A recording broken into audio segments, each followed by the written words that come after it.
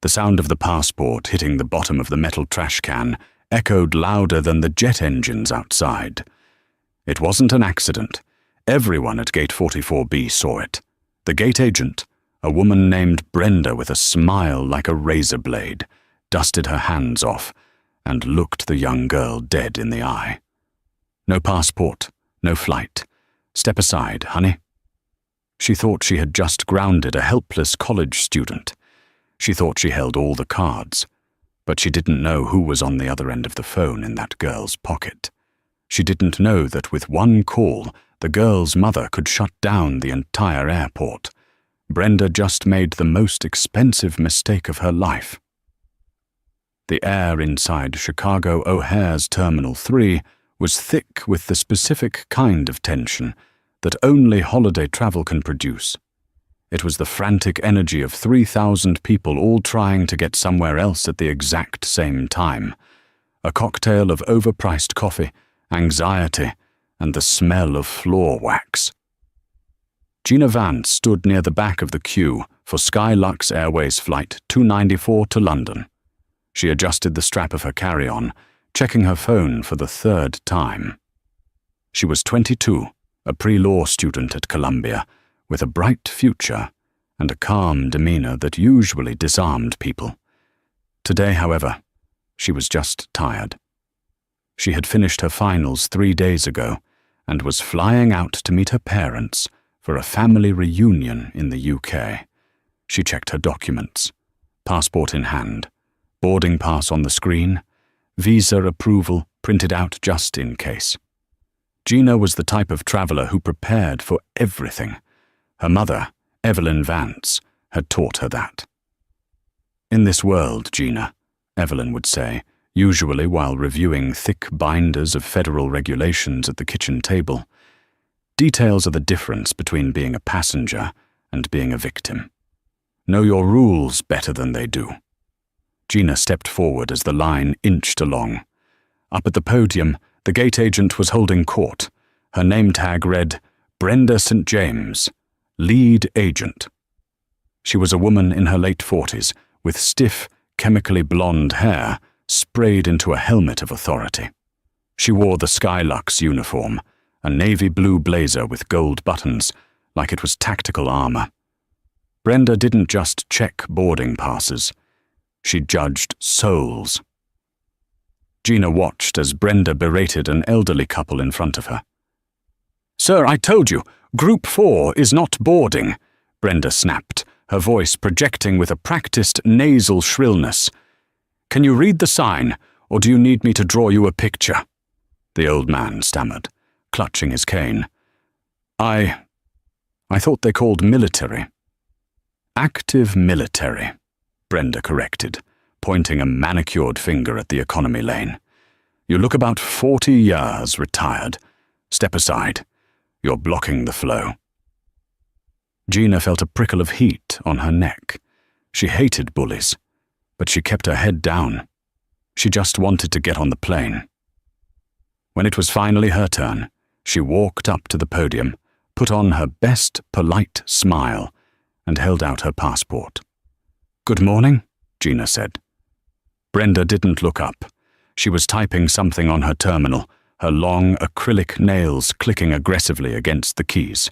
She let Gina stand there for a full 30 seconds, a power move.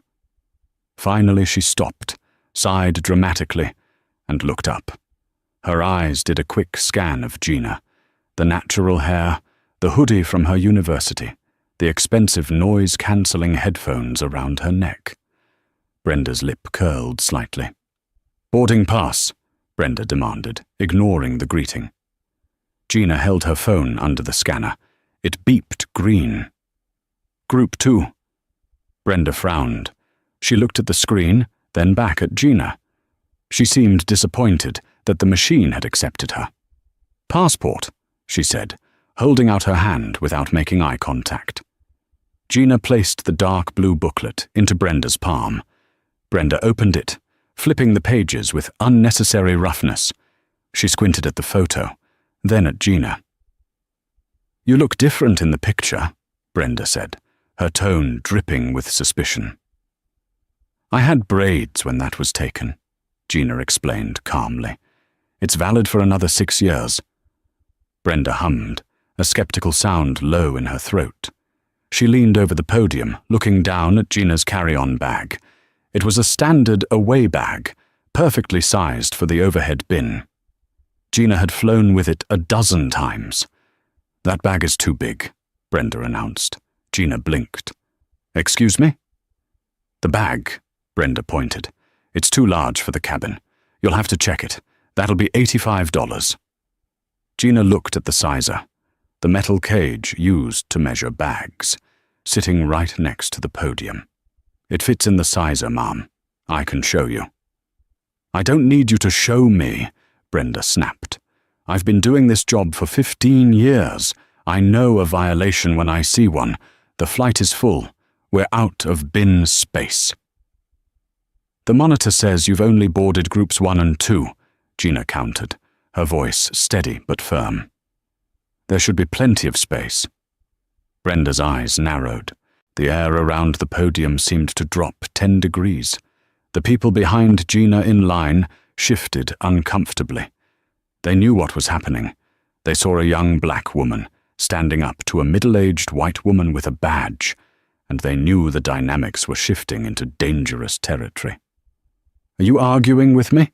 Brenda asked, her voice rising so the surrounding passengers could hear. Because I don't tolerate aggression at my gate. If you continue to be combative, I will deny you boarding right now. I'm not being combative, Gina said, keeping her hands visible and her tone neutral. I'm just stating that my bag fits the airline's requirements. I'm happy to put it in the sizer to prove it. Without waiting for permission, Gina lifted her bag and slid it effortlessly into the metal sizer. It fit perfectly. There was even room to spare. She looked up at Brenda. See? Brenda's face turned a blotchy shade of red. She wasn't interested in physics or facts. She was interested in submission. She had been challenged in front of her audience, and now she had to win. Take it out, Brenda hissed. Gina pulled the bag out. So I can board? No, Brenda smiled, a cold, predatory expression. Now we need to discuss your attitude, and we need to verify this passport. It looks tampered with. The accusation hung in the air like smoke. Tampered with. That is a federal document, Gina said, her voice hardening. It has not been tampered with. The lamination is peeling at the corner, Brenda lied. She was holding the passport up to the light, bending it slightly, looking for any excuse. And the photo ID. Frankly, I'm not convinced this is you. We've had a lot of fraud lately. People stealing identities. I have a second form of ID, Gina said, reaching for her wallet. I have my driver's license. I have my university ID. I don't want your school ID, Brenda scoffed. I need to verify this document. You need to step aside. Step aside? Gina asked. The flight leaves in 40 minutes. If I step aside, I'll miss boarding. That's not my problem, Brenda said. Step aside, now. Gina didn't move. She knew exactly what this was. If she stepped out of line, Brenda would ignore her until the doors closed. It was a pocket veto, a silent ban. I want to speak to a supervisor, Gina said clearly. Brenda laughed. It was a sharp, barking sound. I am the supervisor of this gate, honey. There is nobody else. You deal with me, or you don't fly. Then call the airport police, Gina said. If you think my passport is fake, that's a crime. Call the police. Let's have them verify it. This rattled Brenda. She didn't actually want the police involved because she knew the passport was real. She just wanted to hurt this girl. She wanted to exert power. She wanted Gina to beg. I don't have time for your drama, Brenda said. I have a plane to load. Brenda looked at the long line of impatient passengers behind Gina. A businessman in a grey suit checked his watch and groaned. Come on, let's go, he shouted from the back. Brenda used the crowd's frustration as a weapon. "See, you're holding everyone up. You're being selfish and disruptive." "I just want my passport back," Gina said, holding out her hand. "Give me my passport, and I will stand to the side while you call whoever you need to call." Brenda looked at the passport in her hand. Then she looked at the trash can sitting beside her podium. It was a tall, stainless steel cylinder with an open top, filled with coffee cups and sandwich wrappers. An idea crossed Brenda's face. It was malicious and impulsive. "You want it back?" Brenda asked softly. "Yes." "I don't think it's yours," Brenda said, "and we don't return fraudulent documents. We dispose of them." "You can't do that," Gina said, her heart skipping a beat. "That is property of the US government." "Oops," Brenda said. With a flick of her wrist, Brenda dropped the passport. Time seemed to slow down. Gina watched the blue booklet tumble through the air. It hit the rim of the metal trash can with a clack, spun once, and fell into the darkness of the garbage, landing directly into a half-empty cup of latte. The entire gate area went silent. The businessman who had been complaining gasped. A mother covered her child's eyes. It was a shocking breach of protocol, a moment of pure, unadulterated spite. Gina stood frozen. She couldn't believe it. Brenda dusted her hands off, a smirk playing on her lips. "Next in line," she shouted, looking past Gina. Gina stared at the trash can. Then she looked at Brenda. The shock in Gina's system was rapidly being replaced by a cold, calculating fury. She didn't scream. She didn't lunge across the counter. She did something that terrified Brenda more than violence would have. Gina went completely still. "You just threw my passport in the trash," Gina stated. It wasn't a question. It was a record of fact. "I discarded a fake document," Brenda corrected, though her voice wavered slightly. She had expected the girl to cry. She hadn't expected this icy composure. "Now, get away from my podium before I have security remove you." Gina pulled out her phone. She didn't start recording Brenda, which surprised the agent. Instead, she unlocked it and went to her contacts. She scrolled past Dad, past Roommate, and tapped on a contact saved simply as the director. She hit call. "Security!" Brenda yelled, waving over a TSA officer who was walking by. "This passenger is refusing to leave the secure area." Gina put the phone to her ear. It rang once, twice. "Hello?" a voice answered. It was a voice that commanded boardrooms and silenced senators. It was a voice that knew the code of federal regulations by heart. "Mom," Gina said, her eyes locked on Brenda. "I'm at O'Hare, gate K4.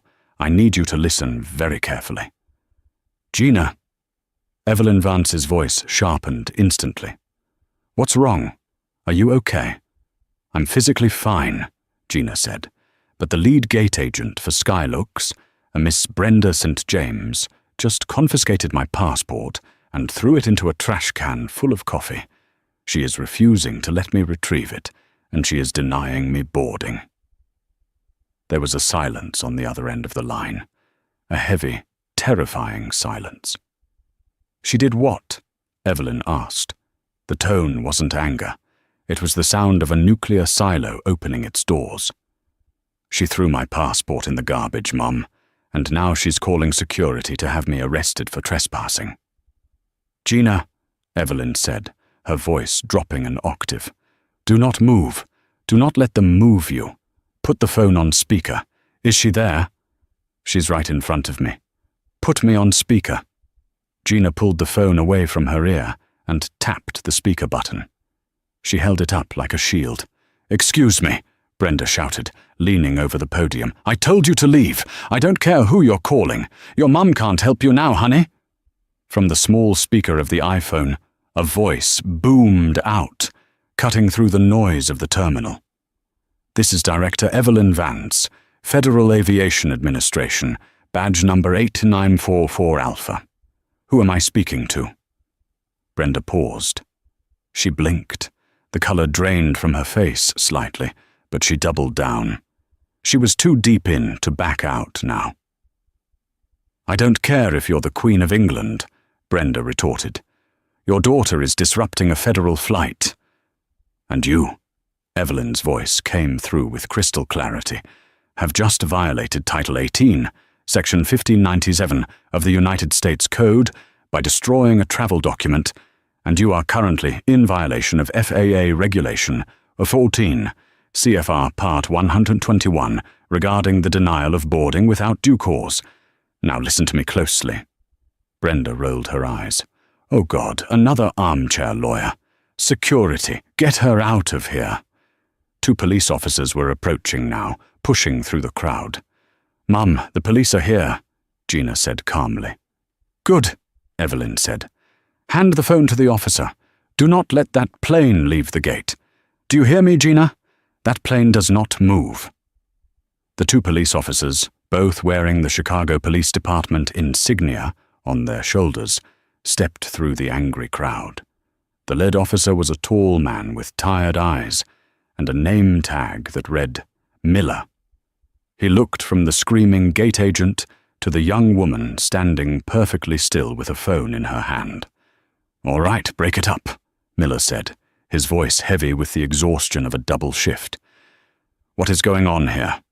Brenda immediately lunged forward, pointing an accusing finger at Gina. "Officer, thank God, this passenger is becoming violent. She refused to check her bag, she presented a fraudulent passport, and now she is refusing to leave the secure area. I need her escorted out immediately so I can close this flight." Miller looked at Gina. She didn't look violent. She looked like a student who was late for a lecture. "Ma'am," Miller said to Gina, "is this true? You need to step away from the podium." Gina didn't step back. She stepped forward. She extended her hand, offering her phone to the officer. "Officer Miller," Gina said, her voice steady. "My mother would like to speak with you." Miller blinked. He looked at the phone, then at Gina, then at Brenda, who was rolling her eyes so hard it looked painful. "I'm not talking to your mummy," Miller sighed. "Put the phone away." "Officer," Gina said, "my mother is the regional director of the FAA. She is currently on a direct line with the O'Hare Tower chief. I strongly suggest you take this phone."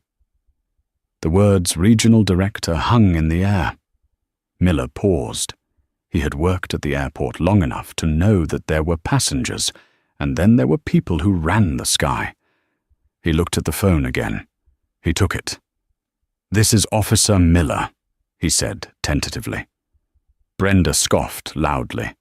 "Unbelievable! She's bluffing! Just cuff her!" Miller held up a hand to silence Brenda. His face, initially annoyed, suddenly went slack. He stood up straighter. "Yes, ma'am. Yes, Director Vance. I understand." "Wait, she did what?" Miller turned his head slowly to look at the trash can next to Brenda. He looked inside. He saw the blue passport resting in the coffee sludge. His expression hardened. He looked at Brenda with a new kind of scrutiny. "Yes, ma'am," Miller said into the phone. "I see it. It's in the garbage. Yes, I can secure the scene. No, I will not let the plane depart. Understood." Miller lowered the phone but didn't hand it back to Gina. He turned to his partner. "Johnson, stand in front of that trash can. Nobody touches it. That is now evidence in a federal investigation." "What?" Brenda shrieked. "Evidence? It's trash. It's a fake ID." "Brenda St. James," Officer Miller said, his voice dropping the polite customer service tone. "The person on this phone just informed me that destroying a federal identity document is a felony carrying a sentence of up to 5 years. She also informed me that you have obstructed a Federal Aviation Administration official, that's her daughter, during travel." "Her daughter isn't an official," Brenda yelled, slamming her hand on the podium. "She's a brat, and I am the lead agent here. I decide who flies." "Not anymore," Miller said. Brenda ignored him. She turned to the computer. "I'm closing this flight," she announced. "Captain, close the door." She grabbed the microphone to speak to the pilot down the jet bridge. "Flight 294, door is closing. We are removing a disruptive passenger." "Don't do it, Brenda," Miller warned, stepping toward her. "Watch me," Brenda sneered. She typed the command to print the final manifest. The printer whirred. She ripped the paper out. "The door is closed. The flight is sealed. You can argue with the wall." She turned to Gina with a look of pure, toxic triumph. "You lose, honey. Plane's leaving. Have fun swimming to London." Gina didn't flinch. She just looked at the phone in Miller's hand. "Mum," she said, loud enough for the microphone to pick up. She closed the door. Miller put the phone back to his ear. He listened for a second, then went pale. He looked at Brenda. "You really shouldn't have done that," Miller whispered. The jet bridge began to retract. The heavy thud of the aircraft door ceiling echoed through the glass. The engines of the Boeing 777 began to whine as they spooled up for pushback. Brenda crossed her arms, leaning against the back wall of the podium. She felt invincible. She had won. The girl was still here, and the plane was leaving. "All right, folks," Brenda announced to the few remaining standby passengers who hadn't made the cut. "Show's over. Clear the area." Suddenly, the phone on the desk, the hard line that connected directly to the control tower and operations, rang. It wasn't a normal ring. It was the emergency ring.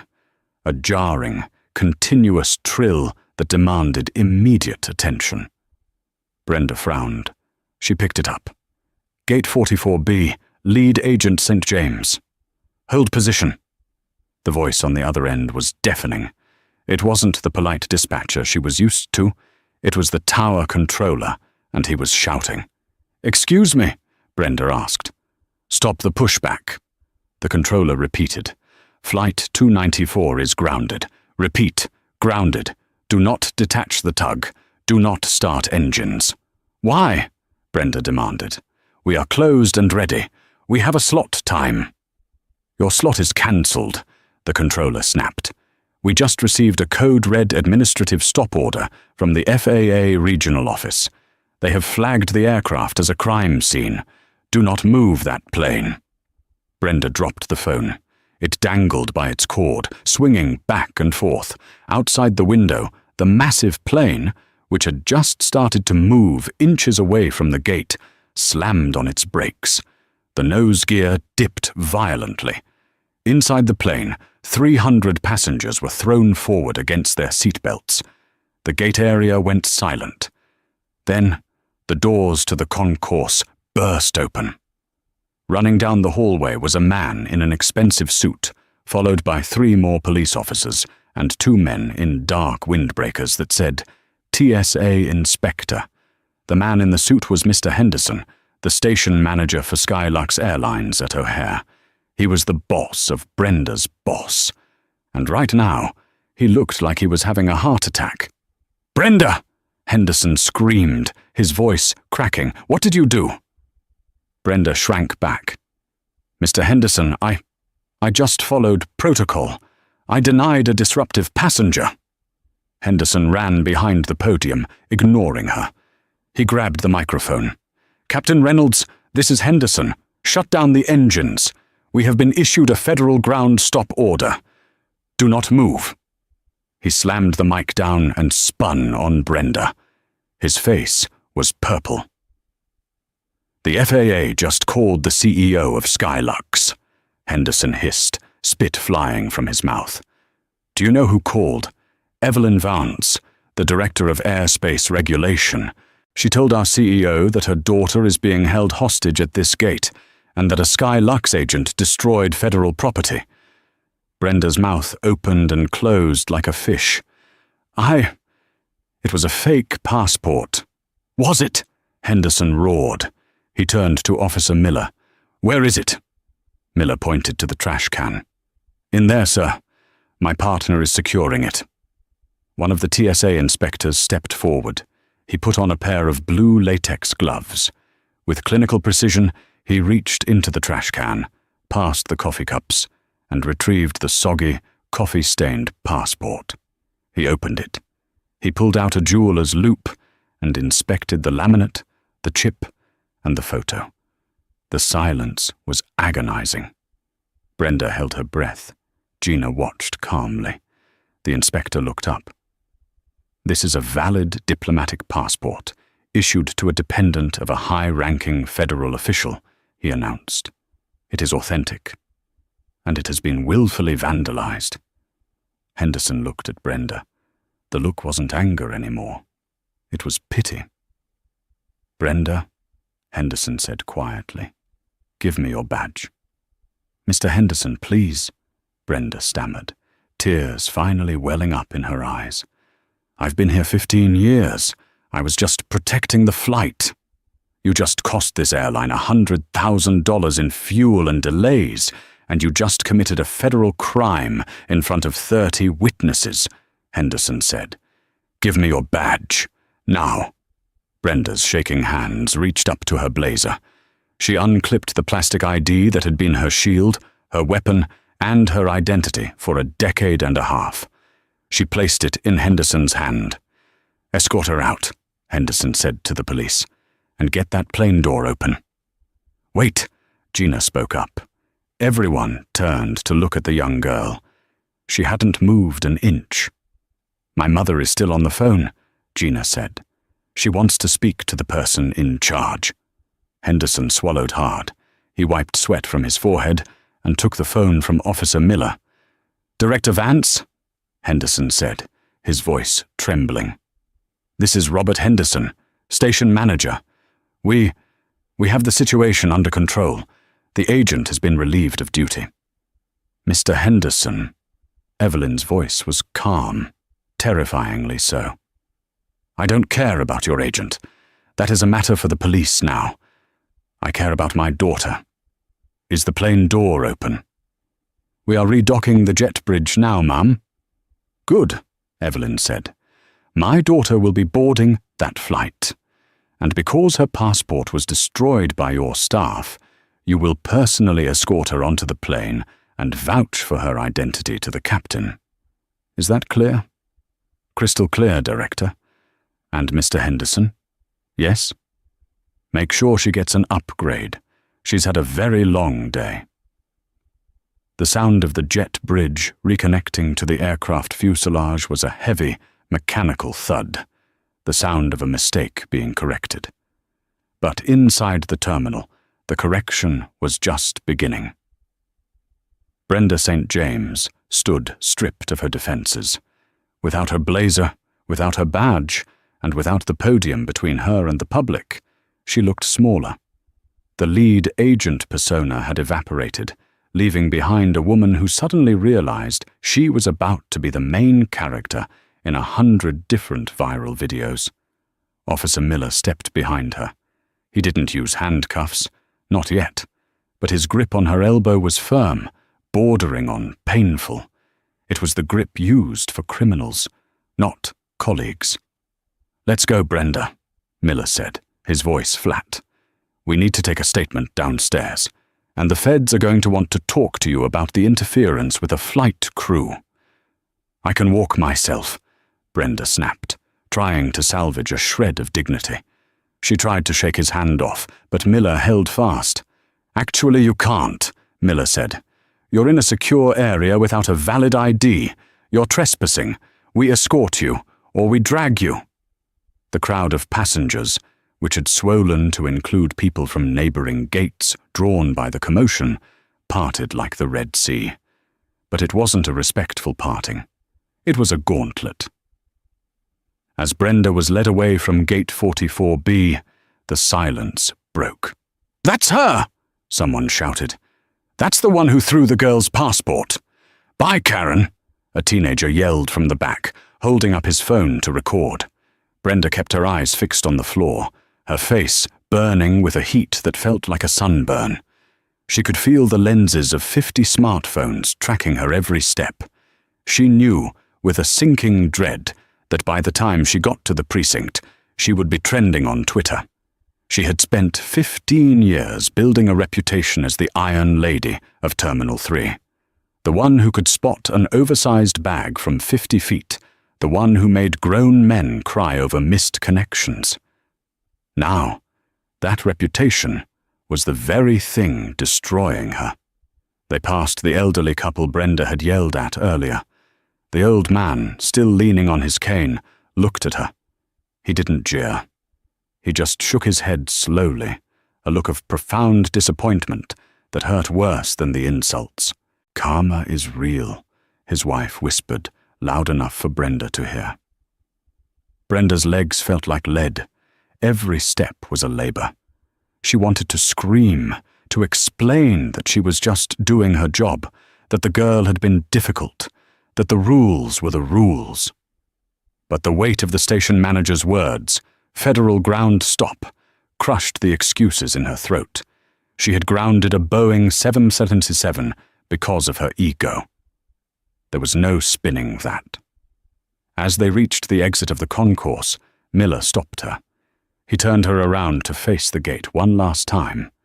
It wasn't cruelty, it was procedure, checking for any left-behind items. But to Brenda, it felt like a final torture. She saw Mr. Henderson, her boss, bowing slightly to the young girl in the hoodie. She saw the TSA agent carefully cleaning the coffee off the blue passport with a gentle cloth. She saw the power dynamic completely inverted. The girl she had tried to erase was now the most important person in the airport. "Move it," Miller grunted, pushing her through the security doors. The heavy doors swung shut behind her, cutting off the view of the runway. For Brenda St. James, the sky was officially closed. The silence that followed Brenda St. James's removal was heavier than the noise of the crowd had ever been. The energy at Gate 44B had shifted tectonically. 5 minutes ago, it was a place of hostility and bureaucratic violence. Now, it felt like the aftermath of a natural disaster. Mr. Henderson, the Skylux station manager, stood by the podium, his chest heaving as if he had just run a marathon. He was a man who lived his life by metrics: on-time departures, customer satisfaction scores, baggage handling times. In the span of 45 minutes, Brenda had nuked all of them. But looking at the young woman standing calmly by her suitcase, Henderson knew that metrics were the least of his problems. He was looking at a potential PR apocalypse and possibly a federal investigation that could cost him his career. He wiped a bead of sweat from his temple with a trembling hand and stepped toward Gina. He didn't just walk, he approached her with the caution one might use when approaching an unexploded bomb. "Miss Vance," Henderson began, his voice cracking slightly. He cleared his throat and tried again, pitching his voice lower, trying to summon some semblance of executive control. "Miss Vance, on behalf of Skylux Airlines, There are no words. What happened here today was a complete failure of our values, our protocols, and common decency." Gina looked at him. Her expression was unreadable. She hadn't gloated when Brenda was led away, and she didn't smile now. She was still in survival mode, her adrenaline humming just beneath the surface. "I have your passport," Henderson said, holding the document with both hands.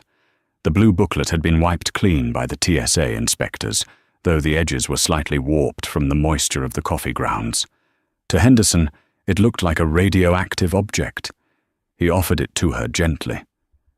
Gina took it, checking the photo page. It was still valid. She nodded once, sliding it into her pocket. "Thank you," she said softly. "I want you to know," Henderson continued, his words tumbling out faster now, "that I have already authorized a full refund of your ticket. Not just for this leg, but for your return journey as well. And I am issuing a travel voucher for $5,000 to your account immediately. It's the least we can do." Gina adjusted her backpack. "Mr. Henderson, I appreciate the voucher, but right now, I just want to board. My family is waiting for me in London." "Of course, immediately. Right this way." Henderson gestured to the open jet bridge door as if he were opening the gates to the Louvre. "I will escort you personally. No one else will bother you today. I promise you that."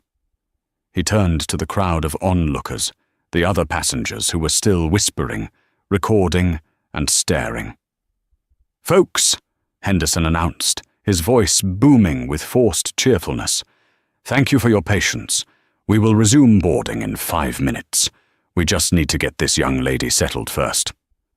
He grabbed Gina's carry-on bag, the same bag Brenda had sneered at, before she could lift it. "I'll take this." They walked down the jet bridge together. The tunnel was cool and smelled of jet fuel and recycled air.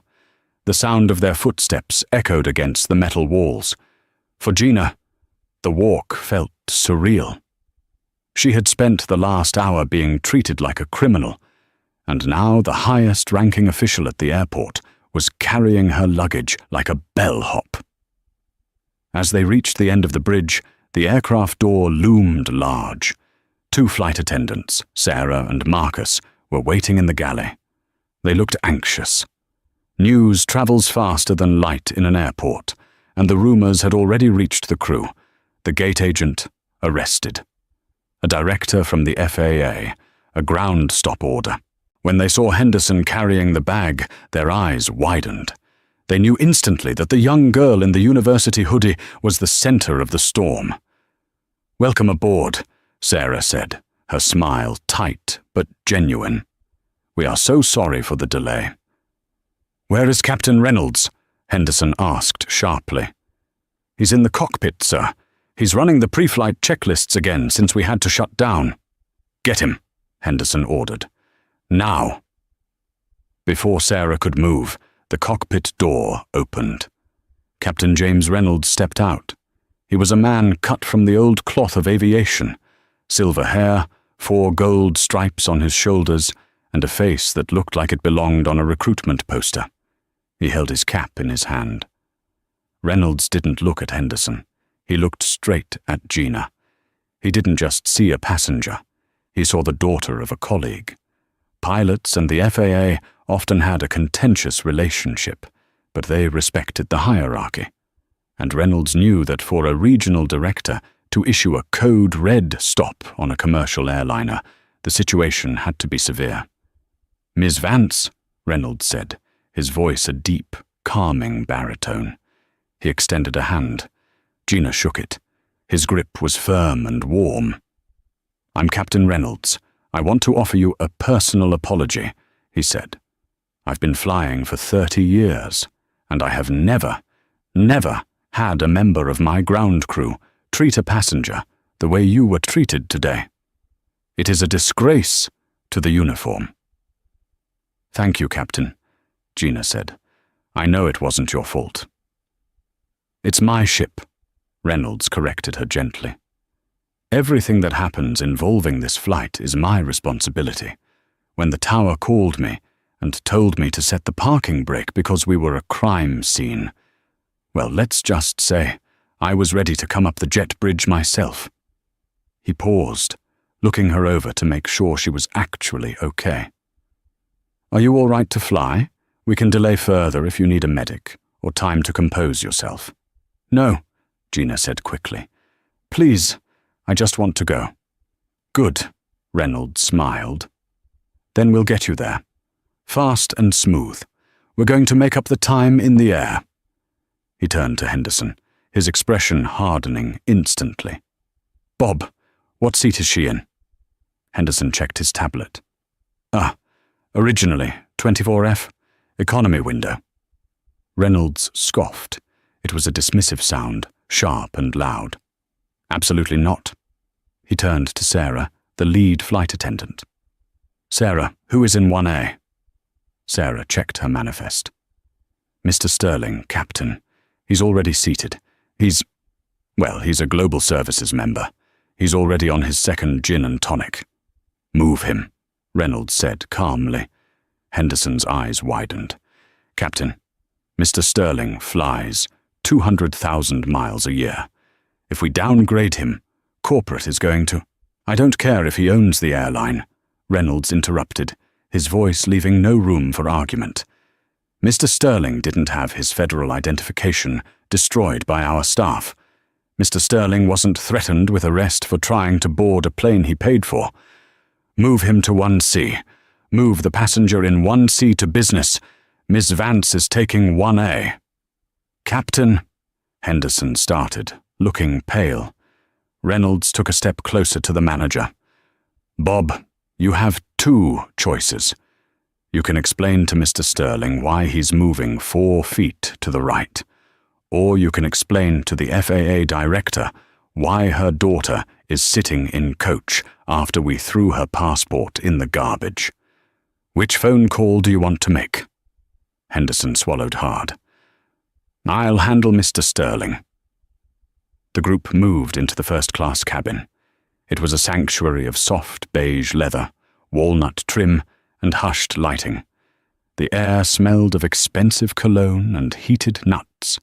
In seat 1A, the prime suite with the most privacy, sat a middle-aged man in a bespoke suit, tapping furiously on a laptop. This was Mr. Sterling. He looked up, annoyed, as the procession approached. Mr. Sterling, Henderson said, putting on his most apologetic smile. What is it? Sterling snapped. We're already 20 minutes late. Why aren't we pushing back? We are preparing for departure now, sir. However, there has been a slight change in the manifest due to an operational security issue. We need to ask you to move to seat 1C. It's just across the aisle. Sterling laughed. It was an ugly, incredulous sound. You're joking.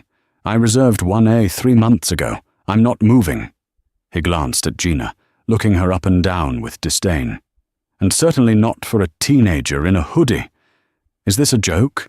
Is she a pilot's kid or something? Gina felt the heat rise in her cheeks. Even here, at the finish line, she had to deal with this. But before she could speak, Captain Reynolds stepped forward. He didn't raise his voice. He didn't have to. He simply projected authority.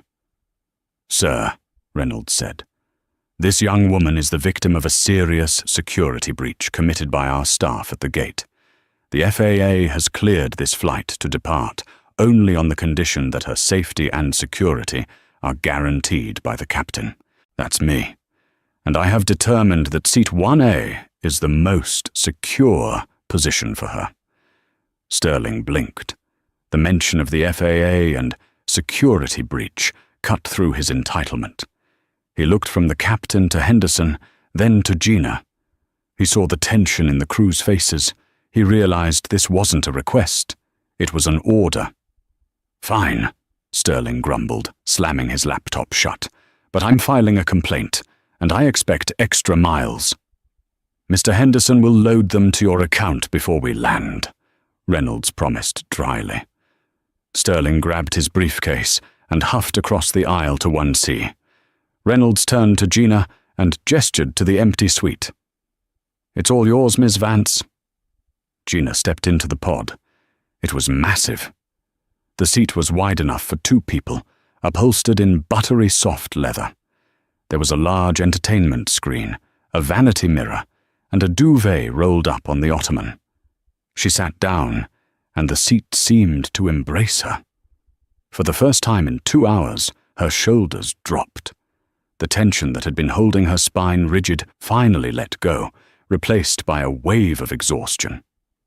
Henderson placed her bag in the overhead bin with care. Is there anything else you need? Anything at all? No, Gina said, her voice quiet. Thank you. Good flight, Henderson said, backing away. He looked like he wanted to vanish, and frankly, Gina wanted him to.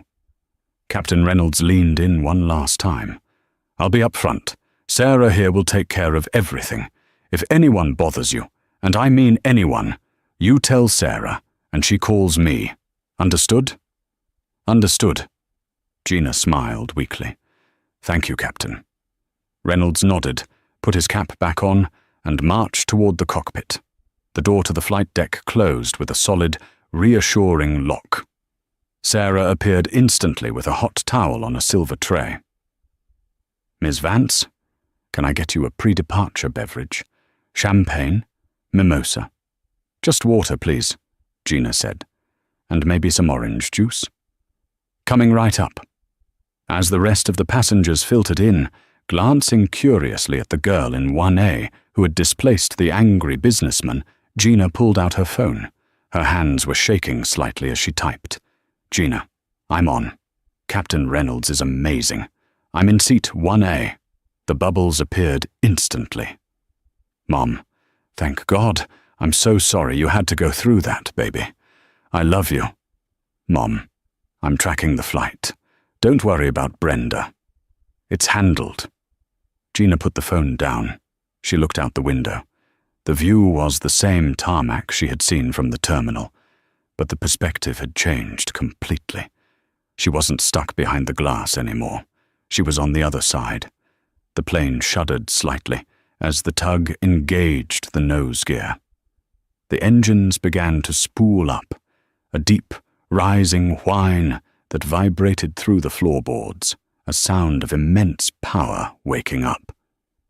Ladies and gentlemen, Captain Reynolds's voice came over the PA system, smooth and confident.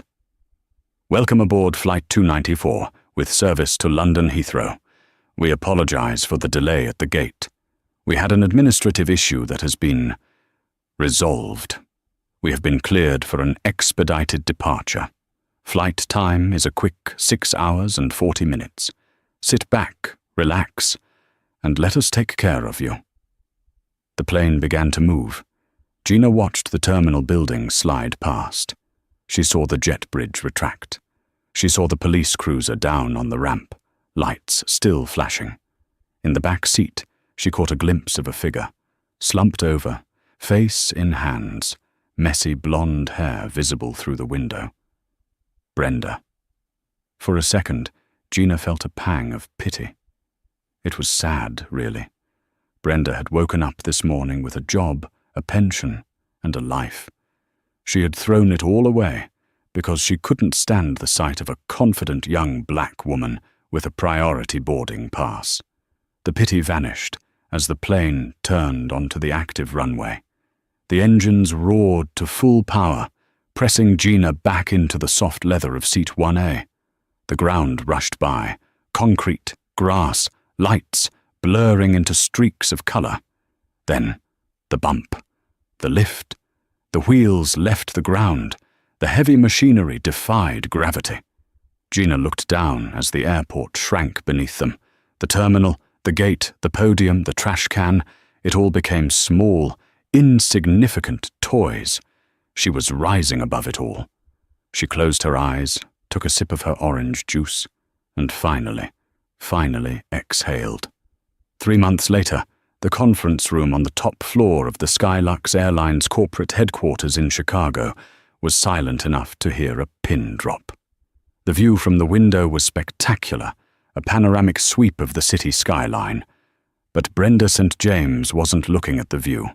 She was staring at the polished mahogany table, her hands trembling in her lap.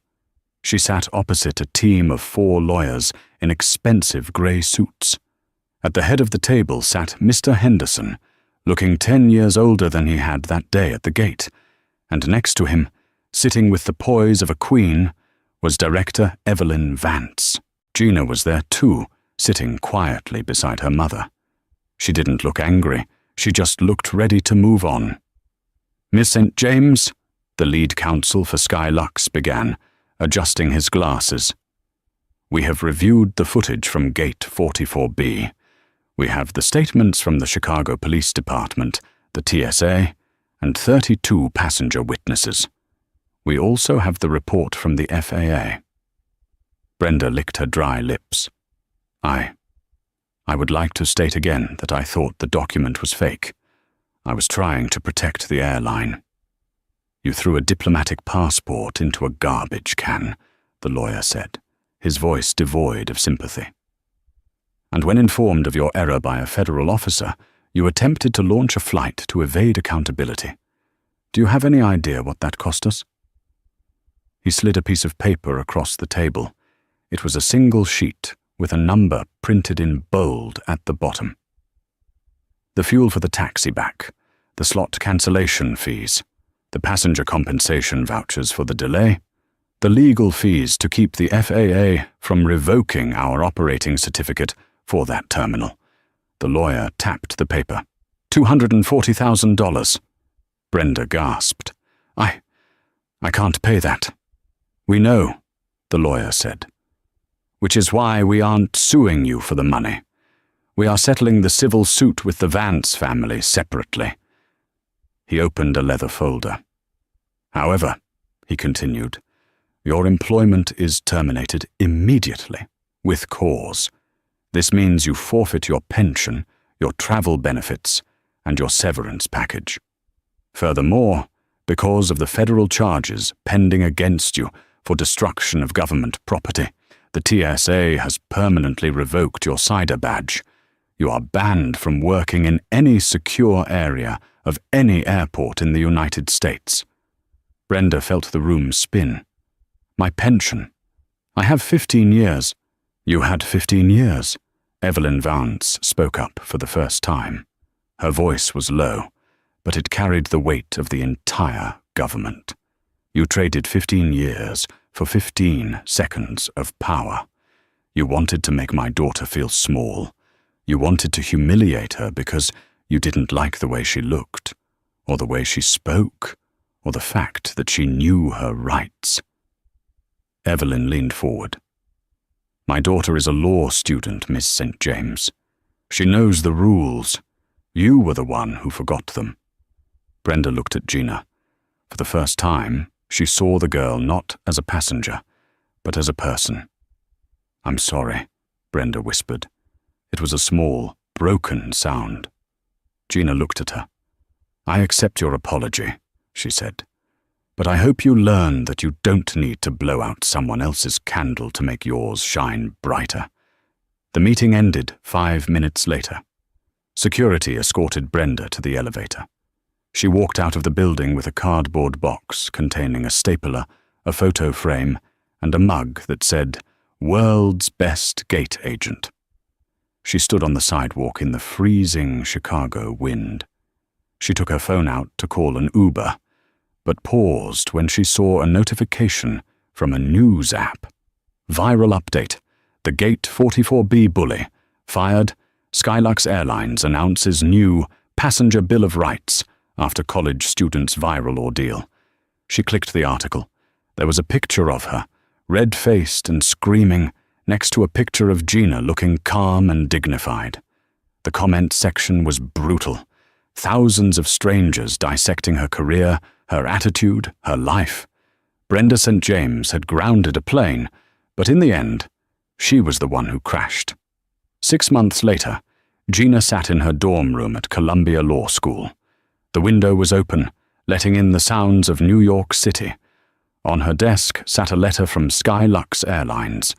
As part of the settlement, the airline had not only paid for her entire law school tuition, but had also endowed a scholarship in her name, the Gina Vance Scholarship for Civil Rights Law. She smiled and put the letter away. She picked up her passport, the new one, pristine and crisp. She was flying to Paris tomorrow for a summer internship. She checked in on her phone. The app asked, Do you have any bags to check? Gina selected carry-on only. She zipped up her bag, the same away bag from that day, and headed for the door. She wasn't afraid of the airport anymore. She knew that real power wasn't about shouting at people or standing behind a podium. Real power was knowing who you were, standing your ground, and having the courage to speak up when things were wrong. And somewhere in the suburbs of Chicago, inside a cramped toll booth on the I-90 highway, a woman named Brenda sat on a stool. She wore a neon yellow vest and stared out at the grey road. Every few minutes, a car would pull up, toss coins into the basket, and drive away without looking at her. Above her, the roar of a jet engine tore through the sky. Brenda looked up, shielding her eyes against the sun. She watched the silver belly of a Skylux 717 climbing higher and higher, disappearing into the clouds, going places she would never go again. She looked back down at the toll booth counter. "Have a nice day," she muttered to the empty air. And that is the story of how one gate agent learned the hard way that you never know who you're talking to. Brenda thought she could use her badge to bully a young girl, but she forgot that authority without integrity is just arrogance. In the end, Gina didn't just get on her flight, she changed the rules for everyone, proving that staying calm and knowing your rights is the ultimate power move. What would you have done if you were in Gina's shoes? Would you have kept your cool, or would you have lost it? Let me know in the comments below. If you enjoyed this story of high-flying karma, please smash that like button and subscribe to the channel. We post new stories every week about justice being served cold. Don't forget to hit the notification bell so you never miss a twist. Thanks for watching, and fly safe.